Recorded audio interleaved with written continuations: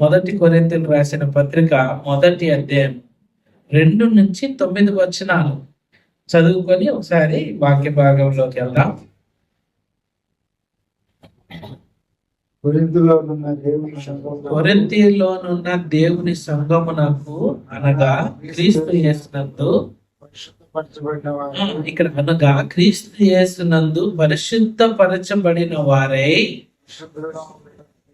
పరిశుద్ధులుగా ఉండుటకు పిలువబడిన వారికి మనకును ప్రభువుగా ఉన్న మన ప్రభు అయిన యేసుక్రీస్తు నామమున ప్రతి స్థలంలో ప్రార్థించి వారందరికీ శుభమని చెప్పి రాయనండి.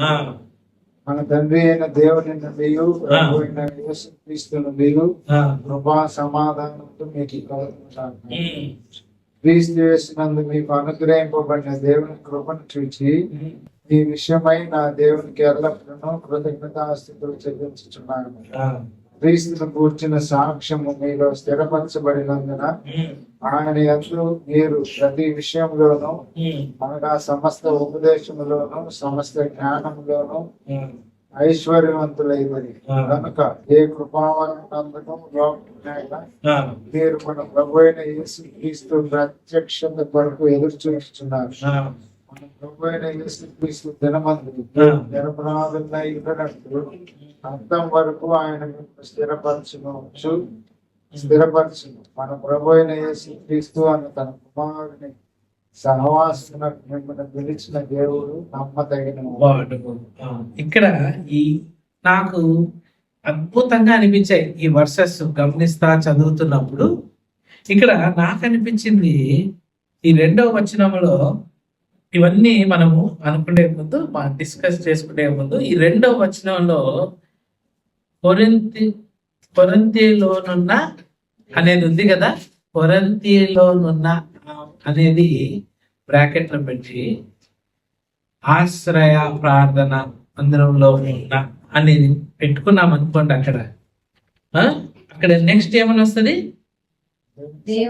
దేవుని సంఘమునకు అనగా క్రీస్తు యేసునందు పరిశుద్ధపరచబడిన వారై, అంటే క్రీస్తు యేసునందు పరిశుద్ధపరచబడిన వారై పరిశుద్ధులుగా ఉండుటకు పిలువబడిన వారై వారికి మనకును ప్రభువుగా ఉన్న వారికి మనకును. ఇక్కడ మనం ఈ వచనాన్ని తేరి చూసి అసలు లోపల చూసినట్లయితే చెప్పండి, చదవండి. మన ప్రభు అయిన యేసుక్రీస్తు నామమున ప్రతి స్థలంలో ప్రార్థించు వారిని, మన ప్రభు అయిన యేసుక్రీస్తు నామమున, మళ్ళీ ఇక్కడ ఏమంటున్నాడు? ప్రతి స్థలములో ప్రార్థించు వారికి. అంటే ఇక్కడ మరి కొరింథీయుని మెన్షన్ చేయట్లా, మళ్ళీ ఏం చేస్తున్నాడు? ప్రతి స్థలములో ప్రార్థించు వారికి శుభములు చెప్పి వ్రాయినది. ఇక్కడ ఏమంటున్నాడు? దాన్ని నేను మొదట్లో అన్నా, గల్ఫ్ ప్రాంతంలో గాని వేరే దగ్గర గాని ఇంకో దగ్గర గాని ఎక్కడైనా గాని మనము దేవుణ్ణి ఆరాధించి ప్రార్థన చేసే వారందరికీ ఏం చెప్తున్నాడు? ఇక్కడ శుభములు చెప్తున్నాడు. ఇక్కడ మనము దేవుని చేత ఏర్పరచబడాము అన్న మునుపు ఏమవుతుంది? ఇక్కడ పైన మనం చదివినట్లయితే ఇక్కడ పరిశుద్ధ పరచబడిన వారై, మనము పరిశుద్ధులం కాదు. మనము ఎవరి చేత పరిశుద్ధపరచబడ్డాము? క్రీస్తు యేసు ద్వారా, ప్రభు అయిన క్రీస్తు యేసు ద్వారా పరిశుద్ధపరచబడి పరిశుద్ధులుగా ఉండుటకు మనం ఏం చేయబడ్డాం? పిలవబడ్డాం. మనము దేవుని ఆరాధిస్తున్నాము. రక్షించబడటమే ఇంపార్టెంట్ కాదు. మనము ఏం చేయాలి అని అంటే, ఇప్పుడు ఫర్ ఎగ్జాంపుల్ నా వరకు నాకేమనిపిస్తుంది అంటే, మనము బాగా అలిసిపోయి బయట పనులకుండి బాగా ఒక దుమ్ములోనో ఎక్కడో ఒక పనులు చేసేసి ఇంటికి వచ్చామనుకోండి, మనం ఏం చేస్తాం? స్నానం చేస్తాం. మనం అంతా వేసి సోప్ వేసి బాగా స్నానం చేస్తే మన పైన బాహికంగా ఉన్న మురికి అంతా ఏమవుతుంది? పోతుంది. సో మన శరీరం పైన ఉన్న మురికి మనము ఒక సోప్ అనే పదార్థం ద్వారా మనము దాన్ని క్లీన్ చేసుకుంటున్నప్పుడు మన ఆత్మీయ స్థితి మనము మెరుగుపరుచుకోవాలి అని అంటే మనం ఏం చేయాలి? క్రీస్తు యేసునందు మనం ఏమై ఉండాలి అని అంటే ఆయనలో ఆయన మనల్ని ఏం చేశాడు? పరిశుద్ధపరిచాడు. దాని తర్వాత నెక్స్ట్ పరిశుద్ధులుగా ఉండుటకు పిలువబడ్డాము. దీన్ని మనం కాపాడుకోవాలి అని అంటే మనం ఏం చేయాలి? ఆయన్ని మహిమపరచాలి, ఆయన్ని ఘనపరచాలి, ఆయనతో నిత్యము మనము సాంగిత్యం కలిగి జీవించాలి. ఏ విధంగా? మనము బైబిల్ని చదువుతూ ప్రార్థన చేస్తూ మనం నిత్యము ఆయనతో సమయాన్ని గడుపుతున్నప్పుడు ఆయన యొక్క ఇచ్చిన పరిశుద్ధత మనలో ఏం చేస్తుంది?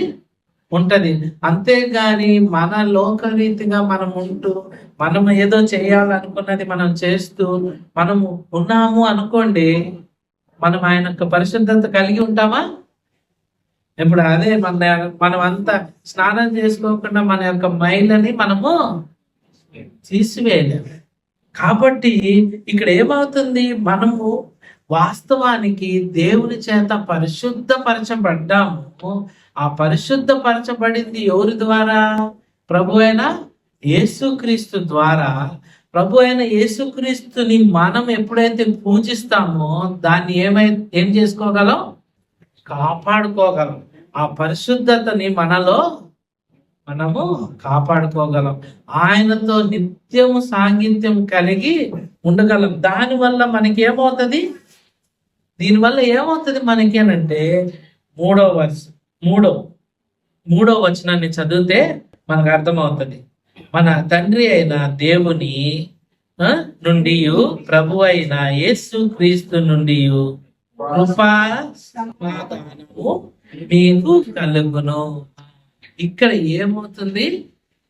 మనం ఎప్పుడైతే దేవునితో సాన్నిధ్యం కలిగి ఉంటామో, ఆయన్ని మహిమపరిచే వారిగా ఉంటాము, ఆయన్ని ఘనపరిచే వారిగా ఉంటాము, మనకి ఏం కలిగి ఉంటాం? మనం కృపా సమాధానం. ఈ లోకంలో నా వరకు అయితే నాకు అనిపిస్తుంది, మనము ఏమైనా లేకుండా ఉండొచ్చు, డబ్బు లేకుండా ఉండొచ్చు, చదువు లేకుండా ఉండొచ్చు, పని లేకుండా అయినా ఉండొచ్చు, కానీ సమాధానం అయితే లేకుండా ఉండలే. మనస్సుకి సమాధానం లేదనుకోండి, మనసు ఎట్లా ఉంటది? 24 గంటలు గలిబిలే.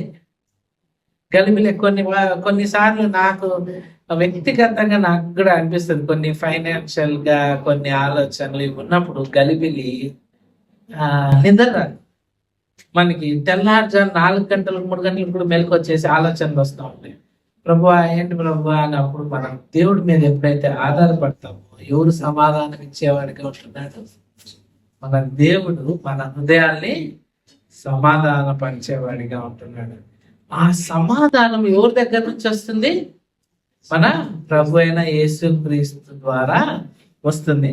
సో ఎప్పుడు వస్తుంది సమాధానం అంటే, మనం ఎప్పుడైతే దేవుడి మీద నిక్కచ్చిగా నిలబడి ఆధారపడతామో, అయ్యా నాది అయితే ఏమీ లేదు, నేను బలహీనుడిని, నాకున్నదంతా నీవే, నా ముందు నువ్వు నడువయ్యా, నీతోనే నేను నడుస్తాను, నీ వెనక నేను నడుస్తాను, నీ చేయి పట్టుకొని నేను నడుస్తాను అన్నప్పుడు ఆయన ఏం చేస్తాడు? మనకి సమాధానకర్త అయి మనకి నడుస్తాడు. మన వెంట ఏమొస్తుంది? సమాధానం వస్తుంది. అదే రీతిగా ఇదే కాకుండా 4వ వరుసకి వెళ్ళామనుకోండి, చూడండి 4వ వరుస ఒకసారి. ఇక్కడ మళ్ళీ చెప్తున్నాడు, క్రీస్తు యేసునందు మీకు అనుగ్రహింపబడిన దేవుని కృప. ఇక్కడ ఏం అనుగ్రహించబడుతుంది? మళ్ళీ మనకి దేవుని యొక్క కృప. దేవుని యొక్క కృప అంటే ఏంటి? సమాధానం అంటే ఓకే, అది తెలియనిది, అది కొనలేనిది, మనము తెచ్చుకోలేనిది అది. సమాధానం అనేది మనము మన కళ్ళతో చూస్తామా? చూడలేదు. మనం ఎక్కడి నుంచి డబ్బులు ఇచ్చి తెచ్చుకోగలమా? కొనుక్కోగలమా? కొనుక్కోలేదు. అది దేవుడిచ్చే అనుగ్రహం. అలాగే కృప. కృప అంటే ఏంటి? గ్రేస్. అంటే మనం చేసే ప్రతి పనిలో నేను ఎప్పుడు అనుకుంటా ఉంటాను, ఇప్పుడు మనం ప్రయాణాలు చేస్తుంటాం, నేను ప్రకాష్ గురించి కానీ అందరి గురించి ప్రార్థన చేస్తున్నప్పుడు మన ప్రయాణాల్లో ఈ రోజులలో ఏమవుతుందంటే మనం ఎంత కరెక్ట్గా వెళ్తున్నా కూడా ఎవరో ఒకళ్ళు ఎక్కడో చాట వచ్చి తగలటమో, లేదంటే మనకు అడ్డు రావటమో, లేదంటే మన ముందే యాక్సిడెంట్లు అవటమో జరుగుతూ ఉంటాయి. దీనివల్ల ఎవరు తప్పిస్తున్నారు? దేవుని యొక్క కృప. మనం చేసే ప్రతి పనిలో దేవుని యొక్క కృప లేనిదే మనకేమి లేదు. దానిలో సఫలము జయము లేనే లేదు. మనకి దేవుని యొక్క కృప లేనిదే అసలుకి ఈ గడప నుంచి బయటకు అడుగు పెట్టామనుకోండి, ఫర్ ఎగ్జాంపుల్ అక్కడ ఆ గేట్ ముందు చిన్న స్టెప్ లాగా కిందకి కృంగిపోయింది.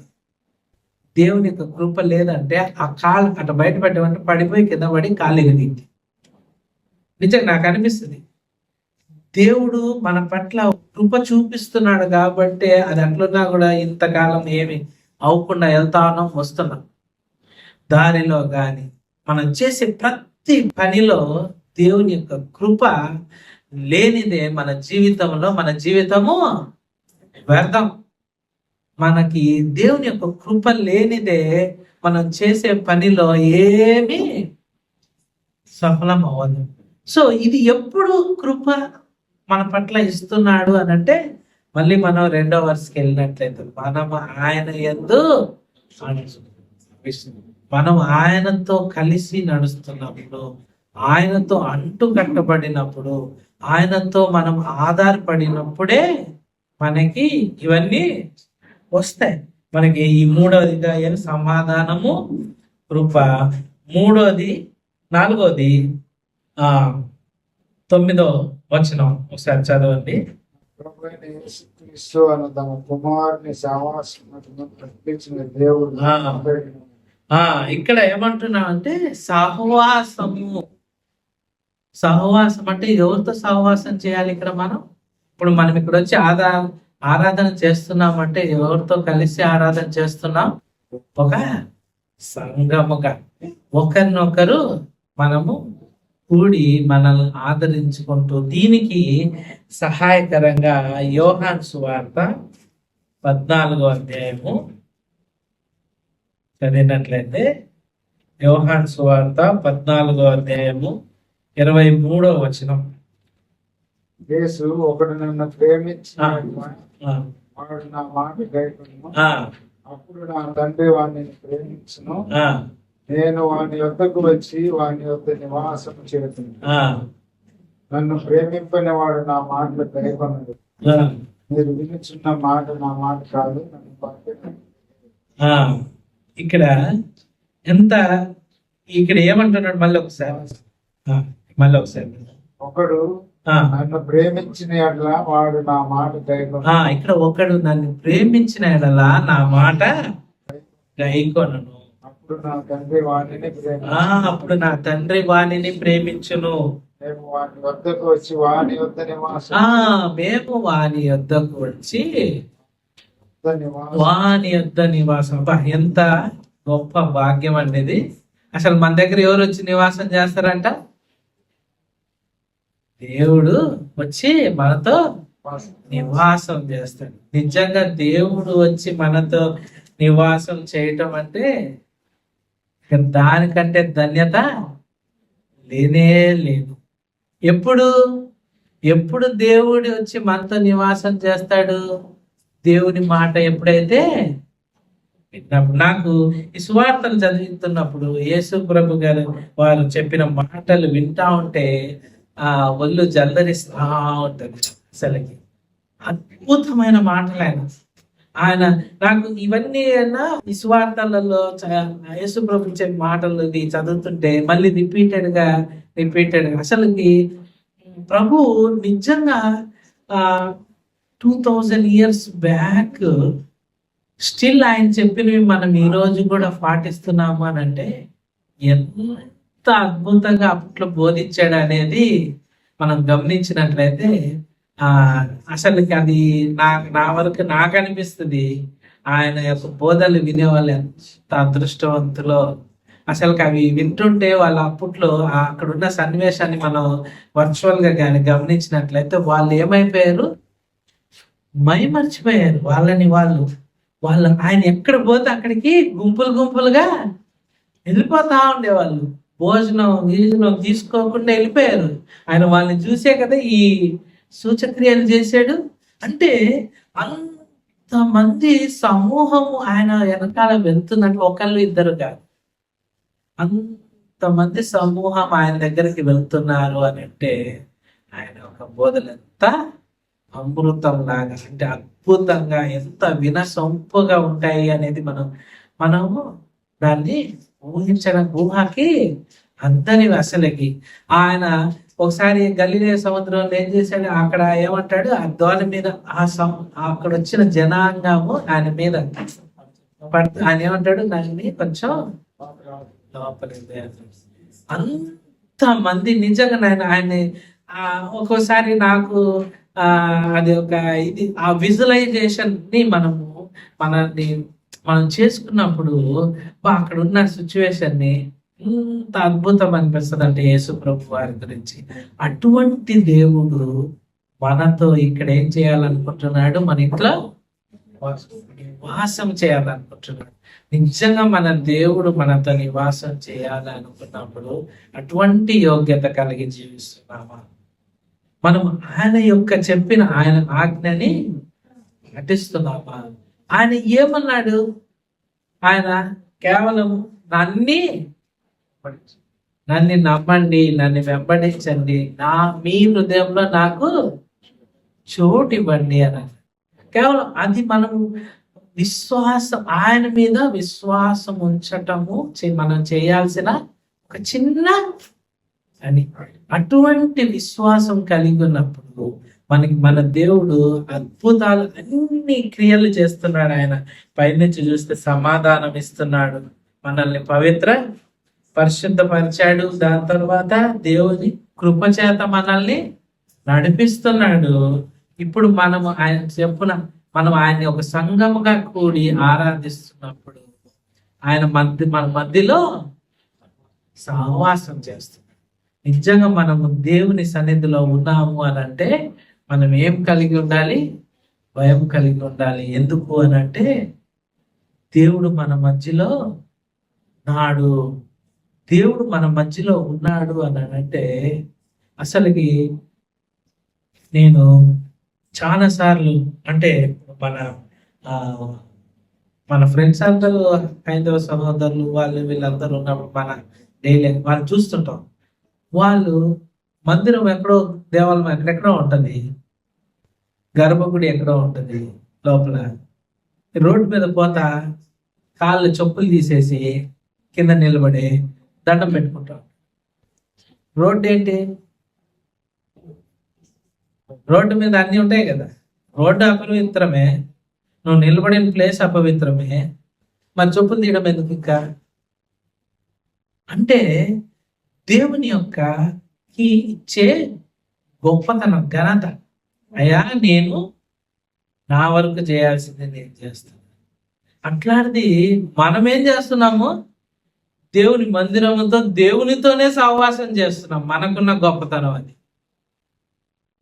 వాళ్ళు నాట్ అలౌడ్ లోపలికి, కానీ మన దేవుడి దగ్గరికి మన దగ్గరికి మన దేవుడు ఏం చేస్తున్నాడు, వస్తున్నప్పుడు మనం ఎప్పుడైతే మన దేవుని యొక్క ప్రెజెన్స్ లో ఉంటున్నామో మనం ఎట్లా ఉండాలి, ఆయనని గణపరిచే వారిగా ఉండాలి, ఆయన్ని మహిమపరిచే వారిగా ఉండాలి. ఆయన్ని మనము ఏ విధమైన, ఇప్పుడు మనం చూసినట్లయితే ఒక దగ్గర సన్నివేశంలో మోషే ఎక్కడికి వెళ్ళాడు, కొండ మీదకి వెళ్ళాడు. ఆ పొద మండుతా ఉంది. ఆ పొద దగ్గరికి వెళ్తున్నప్పుడు ఏమన్నాడు, అయ్యా నువ్వు నీ పాదరక్షకులను తీసి పక్కనేసి రా లోపలికి అని అన్నాడు.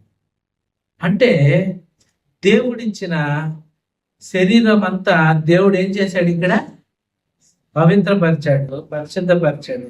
అపవిత్రమైనది ఏం చేయమన్నాడు? వదిలేయమన్నాడు పక్కకి. సో మనం దేవుని యొక్క మందిరంలోకి వస్తున్నప్పుడు మనలో ఉన్న అపవిత్రంగా ఉన్నాయి మన ఆలోచనలు కానీ, మన తలంపులు కానీ, మన యొక్క బాహ్యంగా ఇవి ఏవి కూడా ఏం చేయాలి? మనం వాటిల్ని విసర్జించాలి, వదిలేయాలి, పక్కకి పెట్టేసేయాలి.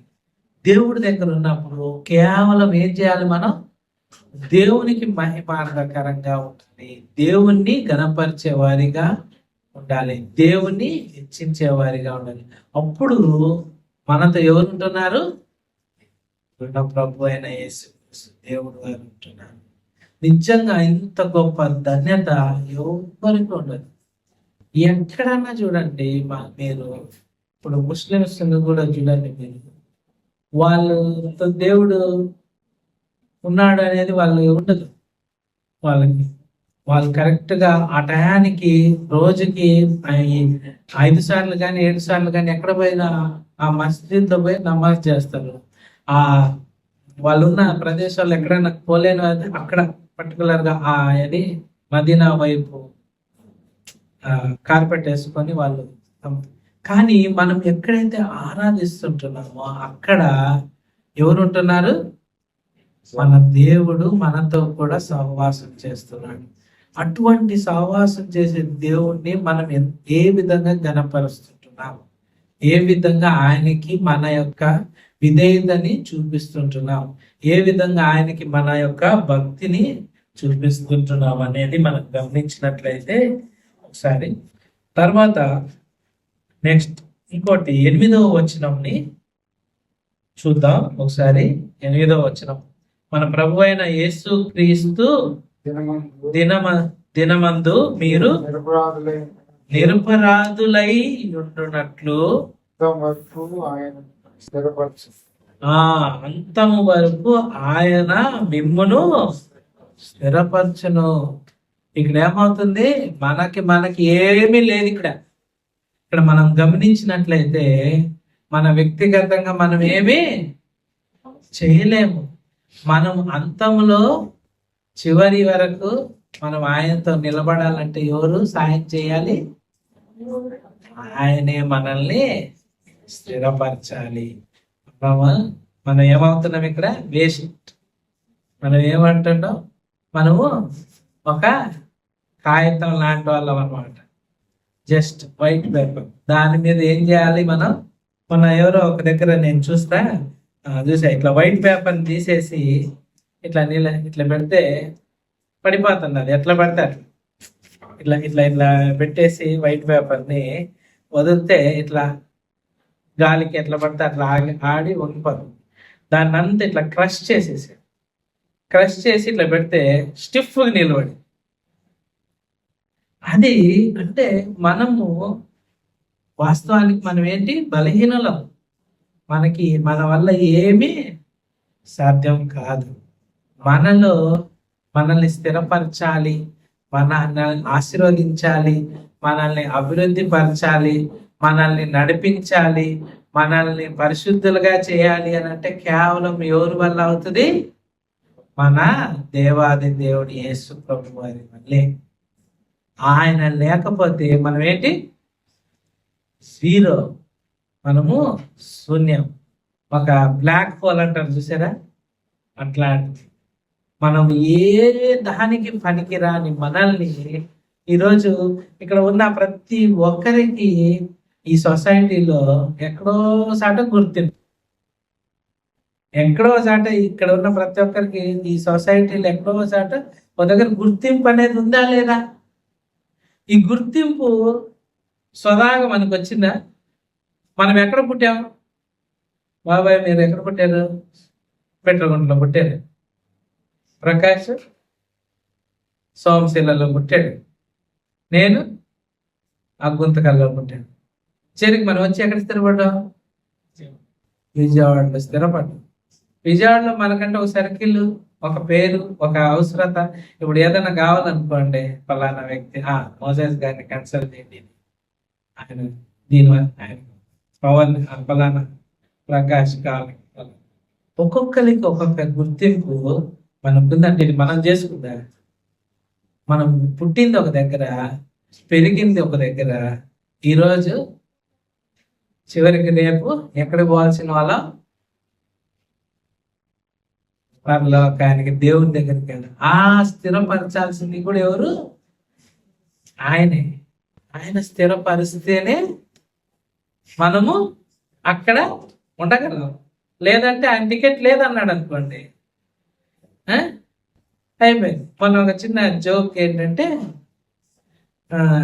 ఒక బస్సు డ్రైవింగ్ చేస్తా ఉండేటప్పుడు బస్సులో అంత ప్రయాణికులు వెళ్తా ఇప్పుడు టికెట్ కొట్టకపోతే, కండక్టర్ టికెట్ కొట్టకపోతే ఏమవుతుందంటే, కండక్టర్ నిద్రపోతే ఏం పర్వాలేదు, టికెట్ కొట్టకపోయినా బస్సు నడిచిపోతా ఉంటుంది, డ్రైవర్ మటుకు నిద్రపోతే అందరికి టికెటే అని అంటాడు. అంటే డ్రైవర్ నిద్రపోయాడు అనుకోండి, అందరికి టికెటే. ఎక్కడికి తెలియదు, టికెట్ మటుకు కన్ఫామ్. అట్లా ఆ టికెట్ ఇవ్వాల్సింది ఎవరు మనకి? ఆయన నిర్ణయిస్తున్నాడు మనల్ని. మన స్థిరత్వంని స్థిరపరిచేవాడు ఎవరు? ప్రభు అయిన యేసుక్రీస్తు వారు. నిజంగా మనం ఆయన మీద ఆధారపడ్డాం. ఆయన ఇచ్చిన దీన్ని బట్టి మనం ఆయన కొరకు జీవిస్తున్నాం అనేది మన యొక్క వ్యక్తిగత ఇది. దీనికి సహకారంగా ఎఫెసీయులకు రాసిన పత్రిక 1వ అధ్యాయము 4-6 వచనం. టైం అయిపోతుందా? టైం చాలా అయినట్టుంది. ఎట్లనగా తన ప్రియుని యందు తాను ఇష్టంగా మనకు అనుగ్రహించిన తన కృపా మహిమకు కీర్తి కలుగునట్లు చిత్త ప్రకారమైన దైవ సంకల్పం చొప్పున యేసుక్రీస్తు ద్వారా తన కుమారుడుగా స్వీకరించుటకై మనల్ని ముందుగా తన కోసం నిర్ణయించుకొని మనము తన ఎదుట పరిశుద్ధులమును నిర్దోషులమునై ఉండవలెనని జగత్తు ప్రేమ చేత ఆయన క్రీస్తులో చూసారా ఎంత ఉంది ఇక్కడ? ప్రేమ చేత క్రీస్తులో మనల్ని ఏం చేశాడు? ఆయన ఏర్పరచుకున్నాడు. జగత పునాది వేయకమునుపే.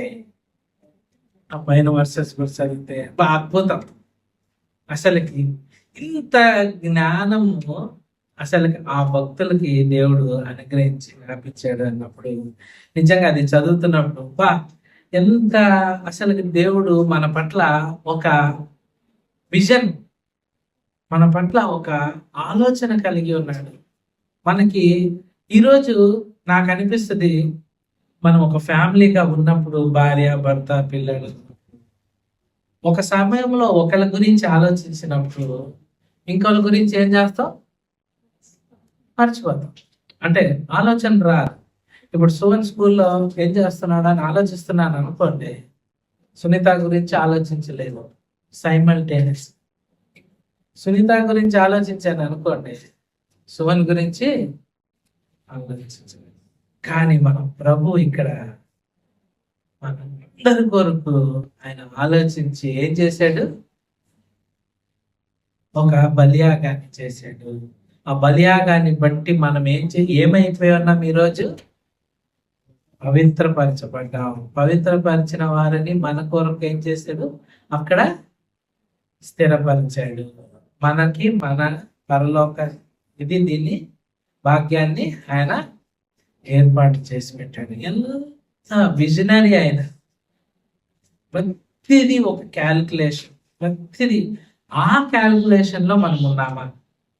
మనం చూసినట్లయితే దేవుని యొక్క పద్దులో, అంటే లెక్కలలో మనం ఉన్నామా అనేది ఎవరి బాధ్యత? ఆయనేమో మనల్ని పెట్టాడు, చేసి పెట్టాడు. మనం దానిలో ఉండాలా లేదా అనేది ఎవరికి ఇచ్చాడు చాయిస్? మనకిచ్చాడు. మనం నిజంగా దానిలో ఉండాలి, ప్రభువుతో మనం సహవాసం చేయాలి పోయి అన్న ఉద్దేశం ఉన్నప్పుడు మనం ఏం చేయాలి? ఆయన చెప్పిన రీతిగా మనము నడుచుకోవాలి. చివరిగా రోమేల్కి రాసిన పత్రిక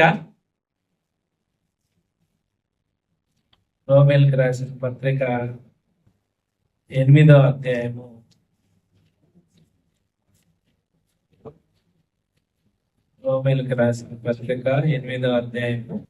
34వ వచనం. శిక్ష విధించువాడెవడు? చనిపోయిన క్రీస్తు యేసే. అంతేకాదు మృతులలో నుండి లేపిన వాడును, దేవుని కుడి పార్శ్వమున ఉన్నవాడును, మన కొరకు విజ్ఞాపనం కూడా చేయువాడును ఆయన. ఇక్కడ ఏమైపోయింది? మన గురించి ఎవరు శిక్ష అనుభవించారు? యేసుక్రీస్తు వారే. మనకి క్షమాపణ తెచ్చేవాడు ఆయనే. దాని తర్వాత మన కొరకు విజ్ఞాపన చేయువాడు. బా, ఎంత గొప్ప దేవుడు అండి! మన కొరకు ఎవరున్నారు? ఈ లోకంలో ఎవరైనా ఉన్నారా? ఇందాక మనం పాట పాడే ఎవరైనా ఉన్నారా? ఎచ్చటైనా ఉన్నారా ఇలాంటి స్నేహితుడు? నిజంగా మన కొరకు ప్రాణం పెట్టి మనల్ని విమోచించటానికి, మనల్ని ఆ పరలోక రాజ్యంలో వారసులుగా చేయటానికి మన కొరకు నిత్యము విజ్ఞాపన చేస్తూ, ఎక్కడ నా బిడ్డ త్రొట్టెళ్ళిపోతాడో, ఎక్కడ నా బిడ్డ అపాయంలో చిక్కుకుంటాడో, ఎక్కడ నా బిడ్డ అనవసరమైన దీనిలోకి వెళ్ళిపోతాడో, ఆయన ఏం చేస్తున్నాడు? మన కొరకు విజ్ఞాపన చేస్తుంటున్నాడు, ప్రార్థన చేస్తున్నాడు. మనము ఆయన కొరకు మనము ప్రార్థన చేస్తుంటున్నామా? ఆయన్ని మనము మన జీవితంలో ఉన్నతమైన స్థితిలో ఉంచగలుగుతున్నామా? ఆయన్ని హెచ్చిస్తుంటున్నామా? మన జీవితానికి ఒక మాదిరికరంగా క్యాండిల్ చీకటిలో వెళ్ళేటప్పుడు లైట్ని ఎలా పెట్టుకుంటాము, మన యొక్క జీవితానికి ఆయన్ని మన లైట్ లాగా మనం ఉంచుకుంటున్నామా? లేదంటే మన యొక్క సొంత ఆలోచనల చేత మనము నడుచుకుంటున్నామా? మనకి దేంట్లో కూడా సఫలము రావాలి, మనం చేసే ప్రతి పనిలో మనము దేవుడు మన పక్షానుండి మనకి ఎటువంటి ఇరుకు ఇబ్బంది లేకుండా మనం దానిలో ఇది చేయాలి అని అంటే మనం ఎవరి మీద ఆధారపడాలి? దేవుడి మీద.